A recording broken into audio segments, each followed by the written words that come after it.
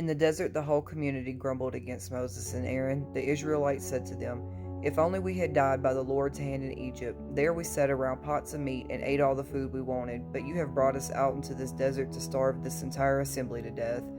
Then Moses said to Aaron, "Say to the entire Israelite community, 'Come before the Lord, for he has heard your grumbling.'"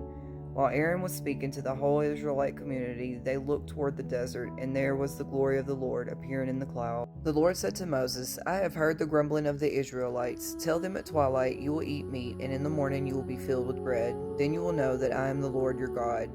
That evening, Quail came and covered the camp, and in the morning there was a layer of dew around the camp. When the dew was gone, thin flakes like frost on the ground appeared on the desert floor. Moses said to them, "It is the bread the Lord has given you to eat." Each morning, everyone gathered as much as they needed, and when the sun grew hot, it melted away. Bear in mind that the Lord has given you the Sabbath. That is why on the sixth day he gives you bread for 2 days. Everyone is to stay where they are on the seventh day. No one is to go out. So the people rested on the seventh day. The people of Israel called the bread manna. The Israelites ate manna 40 years until they reached the border of Canaan. The whole Israelite community set out from Desert of Sin, traveling from place to place as the Lord commanded. They camped at Rephidim, but there was no water for the people to drink. But the people were thirsty for water there, and they grumbled against Moses. They said, "Why did you bring us out of Egypt to make us and our children and livestock die of thirst?" Then Moses cried out to the Lord, "What am I to do for these people? They are almost ready to stone me."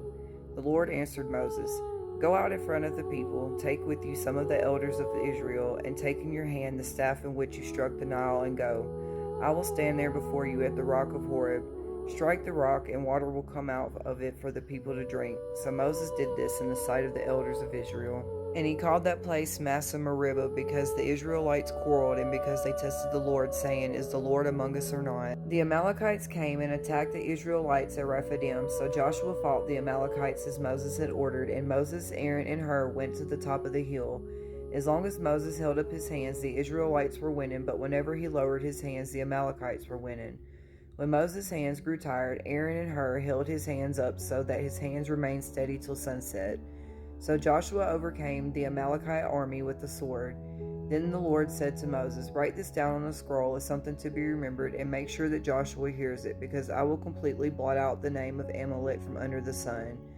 Moses built an altar and called it, "The Lord is my banner, Jehovah Nissi." After Moses had sent away his wife Zipporah, his father-in-law Jethro received her and her 2 sons. Moses told his father-in-law about everything the Lord had done to Pharaoh and the Egyptians for Israel's sake, and about all the hardships they had met along the way, and how the Lord had saved them. Jethro was delighted to hear about all the good things the Lord had done for Israel in the rescuing them from the hand of the Egyptians. He said, "Praise be to the Lord who rescued you and the people from the hand of the Egyptians. Now I know that the Lord is greater than all the other gods, for he did this to those who had treated Israel arrogantly." Then Jethro, Moses' father-in-law, brought a burnt offering and other sacrifices to God, and Aaron came with all the elders of Israel to eat a meal with Moses' father-in-law in the presence of God. Moses listened to his father-in-law and did everything he said. He chose capable men from all Israel and made them leaders of the people. They served as judges for the people at all times. The difficult cases they brought to Moses, but the simple ones they decided themselves. Then Moses sent his father-in-law on his way, and Jethro returned to his own country.